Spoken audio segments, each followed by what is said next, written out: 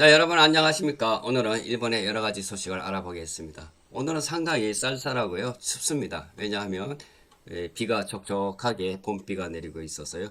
봄이 좀 잠시 멈추고 있는 그런 상태입니다. 사쿠라는 화창하게 피어 있는데 오늘은 춥기 때문에 멈춰 있습니다. 내일도 별로 날씨는 좋지 않을 것으로 예상이 됩니다. 자, 그러면은요. 이번에는 오늘은 테마와 같이 일본의 맥주는 언제 탄생했는가? 또한 우리 한국도 언제 맥주가 탄생했는가에 대해서 조사해 보았습니다. 자, 그러기에 의해서 한번 알아보았습니다. 일본 맥주는 주로 라거 스타일이 압도적으로 인기가 있고요. 깔끔하고 시원한 목축임, 기레가 특징입니다. 일본말로 기레라고 하는데 이렇게 또 목을 딱 뭐랄까 시원하게 해주는 그런 내용입니다만은 일본 맥주 시장은 유튜브이기 때문에 맥주 회사 이름은 밝히지 못하겠습니까? 이렇게 하나, 둘, 셋, 넷, 4대 대기업이 대부분을 차지하고요. 여기에 또 하나의 맥주 회사가 추가해서 5대 브랜드로 불립니다. 최근에는 그래프트 비어도 인기를 끌고 있어요. 저도 그래프트를 좋아합니다. 아래의 주요 브랜드와 같이 여러 맥주를 사진과 함께 소개하겠습니다만 첫 번째는 일본에서 가장 많이 팔리는 브랜드입니다. 이렇게 이것도 유튜브이기 때문에 회사 이름을 밝히지 않겠습니다. 이렇게 사진과 함께 나와 있군요. 이런 것이 1987년에 출시된 드디어 드라이 맥주의 원주로 극도로 깔끔하고 날카로운 조금 맵다 그러나요? 뭐 표현하면 매운맛이 있는 뒷맛이 특징입니다. 탄산이 강하고요. 가볍게 마시기가 좋습니다. 일본 편의점에서 가장 흔히 볼 수 있는 맥주 중에 하나입니다.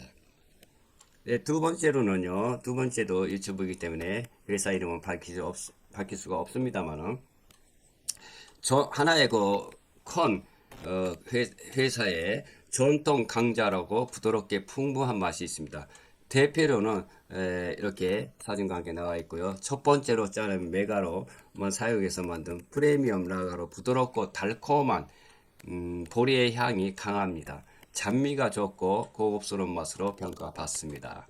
네, 이렇게 사진과 함께 두 번째로 나와 있고 또 세 번째 또 유튜브이기 때문에 맥주 회사를 밝힐 수는 없습니다만은 대표 제품으로서 이렇게 생맥주가 나와 있고요. 풍부한 향과 적당한 쓴맛 균형이 뛰어납니다. 근데 홋카이도는 북쪽이죠, 일본에서도. 근데 홋카이도에서 시작된 브랜드로서 일본 북부 스타일의 진한 맛을 즐길 수 있습니다. 블랙 라벨은 특히 생맥주의 느낌이 강합니다. 네, 이렇게 나와 있고요. 또 네 번째는 맥주 중에서 가장 좋아하는 게 저 이겁니다. 이게요. 사진과 함께 죄송합니다. 사진과 함께 나와 있지만은 그 부드럽고 상쾌하고 향이 좋아요. 그 은은한 향 맛이 이걸 가장 좋아합니다. 대표 제품으로 프리미엄으로서 깊은 곡구가 있고요. 단맛과 풍미와 부드러운 거품, 향이 화려한 프리미엄 라가입니다. 위스키로 유명한 무엇 회사가 만든 품질에 신경을 많이 썼습니다. 최근에는 다양한 스타일도 출시하고 있고요. 가장 좋아하는 맥주입니다. 향이 좋아요. 부드럽고 조금 단맛이 있고 그리고 다섯 번째도 회사 이름을 밝힐 수 없습니다만 이렇게 사진과 프리미엄 고급 라인가 있습니다. 맥주의 프리미엄 브랜드로서 풍부하고 진한 맛이 특징입니다. 또 기타 인기 맥주는 이것도 회사 이름을 밝힐 수 없습니다만 오키나와의 유명한 맥주 회사가 있죠. 그 오키나와를 대표하는 그런 맥주 가볍고 상큼한 맛이 있습니다. 크래프트 비어를 예시입니다. 네. 그래프트라는 건 좀 잘 모르겠습니다만은 그 향이 있고요. 조금 거품이 많이 있는 것 같아요. 거품이 있고 향이 진하고 이런 게 그래프트 맥주인 것 같습니다.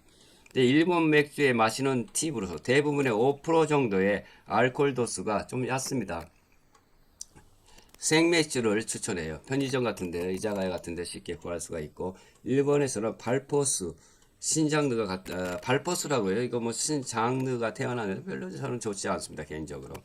또 여름에는 스파드라이나 이치방 스보리, 겨울에는 프리미엄 몰츠, 흑맥주 스타일이 잘 어울립니다.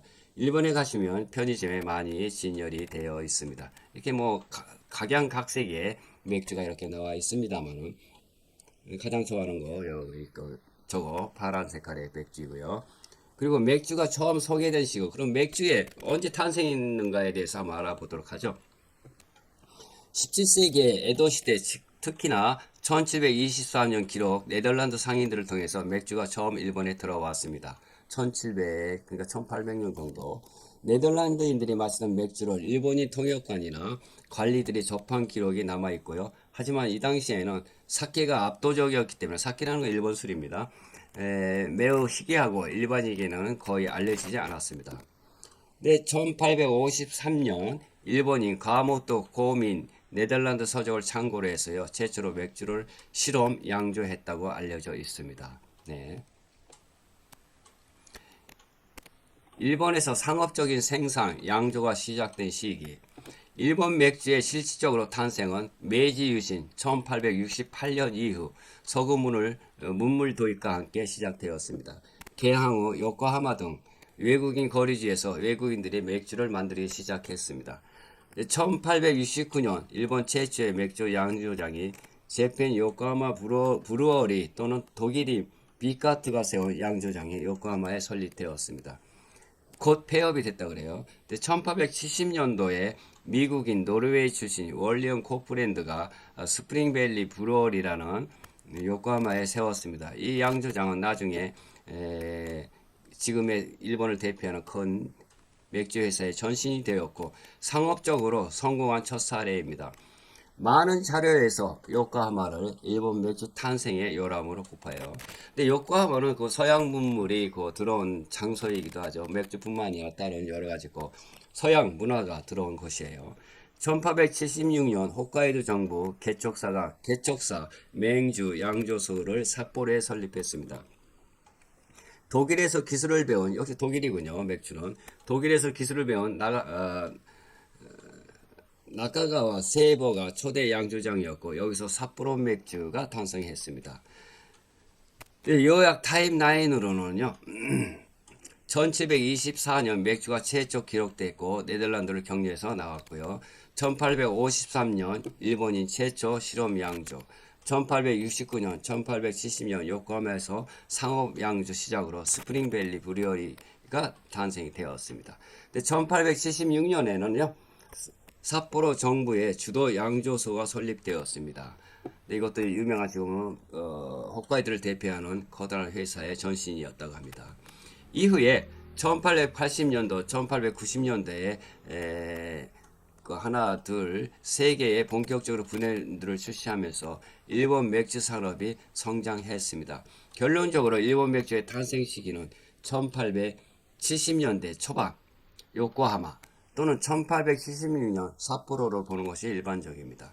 근데 요코하마가 최초의 상업 생산이라면 삿포로는 일본인 주도의 대규모 생산의 상징이라고 할 수가 있습니다. 네. 네, 이렇게 해서 일본의 맥주가 탄생한 시기를 알아봤고요. 일본의 여러 가지 회사에서 만드는 맥주도 소개해 보았습니다만, 그럼 한국에서는 맥주가 처음 소개된 시기는 1876년 강화도 조약 이후에 개항, 부산, 인천, 원산으로 일본 상인들을 통해서 일본 맥주, 주로 삿포로에서 들어왔다고 그래요. 이후에 하나, 둘, 일본을 대표하는 맥주 회사 등이 수입되기 시작했다고 합니다. 당시 맥주는 극소수 상류층이나 외국인 괴화파가 마시는 고급 수입 술이었고 일반인에게는 거의 알려지지 않았습니다. 1900년대 초반까지도 맥주는 쌀 한 석에 약 144kg에 해당하는 맥주 3상자 반 정도의 비싼 술이었습니다. 1908년 서울의 최초의 맥주 양조장이 문을 열었다는 기록이 있지만 규모가 작고 상업적으로 크게 성공하지 못했다고 알려져 있습니다. 한국에서 상업적인 생산이 시작된 시기는 한국 맥주의 실질적인 기원은 일제강점기 1933년입니다. 일본 기업들이 군수품 공급과 현지의 생산을 목적으로 양조장을 세웠습니다. 이렇게 해서 한국도 거의 그러니까 알기 쉽게 얘기하면은 우리 예전에 옛날로 돌아가다 보면 거슬러 올라가다 보면은 백제 고구려 신라가 있을 때는 우리나라 문화가 성장했죠. 그렇기 때문에 일본도 가깝게 있기 때문에 일본에서 우리나라 신라나 백제나 고구려나 뭐 이런 여러 시대의 문화, 그 먹는 문화, 그리고 무기 만드는 문화, 뭐 이런 것들을 다 일본에서 우리 한국으로부터 수입하고 배워왔습니다만은 맥주도 마찬가지로 같이 가깝게 있다 보니까 일본에서 맥주 문화가 한국으로 들어간 것으로 알려져 있습니다.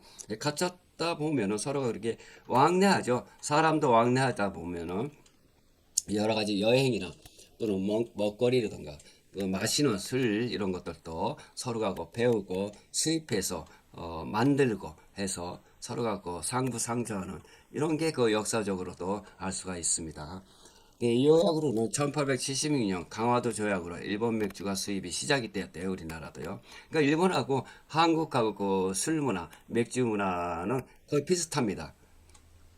왜냐하면 서로가 받아들이고 수입하고 먹고 마시고 만드는 이렇게 했기 때문에 일본 맥주의 역사와 우리 한국 맥주의 역사가 거의 동일합니다.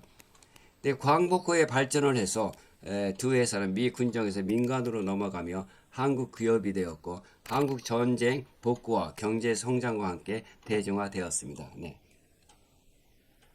이렇게 해서 일본과 한국은 거의 비슷한 시기에 나와 있고요.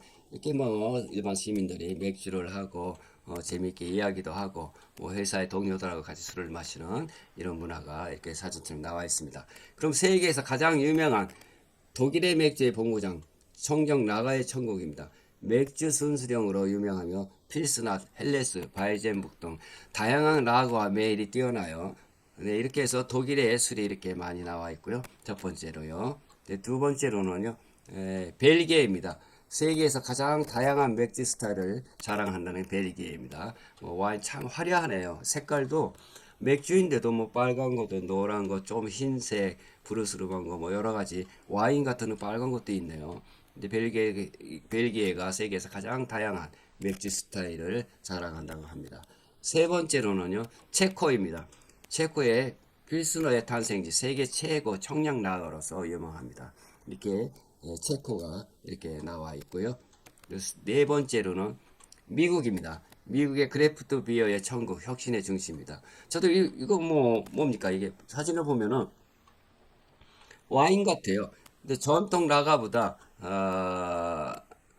샤워 에일까지 수천 가지 스타일이 있습니다. 특히 향이 강한 그래프트 맥주가 세계적 수준으로서 페스티벌과 템농 문화가 활발합니다.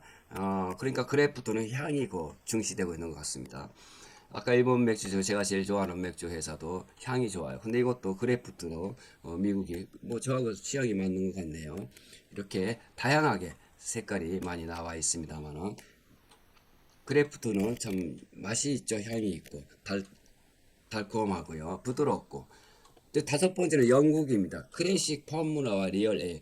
영국식 에일이 스타우트가 대표적입니다. 부드럽고 과일, 캐러멜 향이 나는 전통 맥주가 많습니다. 오래된 팝에서 마시는 분위기가 매력적입니다. 이게 다섯 번째 영국입니다. 영국은 부드럽고 과일과 캐러멜 향이 많이 난다 그러네요.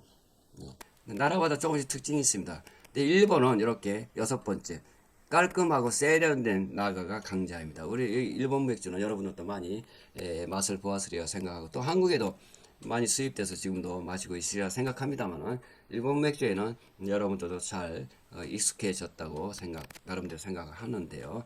여섯 번째는 일본입니다. 이렇게 해서 기타 추천국가는 네덜란드가 있고요. 하이네켄 같은 가벼운 라거와 크래프트 성장. 아일랜드가 있고요. 멕시코, 코로나, 폴란드, 덴마크, 유럽 내의 크래프트 강국으로 부상 중입니다. 이런 맛있는 맥주의 여러 세계 색색 여러 가지 향도 많이 있고요. 색이 잘 어울리고 이러한 맥주 회사가 많이 있고요. 이렇게 해서 우리들이 잘 알고 있는 맥주, 지금부터는 이제 봄이니까 더워지는 여름에는 더 많이 맥주를 많이 드시리라고 생각합니다만은 맥주의 기원에 대해서 오늘 알아보았고요. 한국과 일본이 거의 비슷한 시기에 발전되었다 하는 것을 여러분께 소개해 드리면서 그럼 다음 이 시간까지 안녕히 계세요. 사요나라.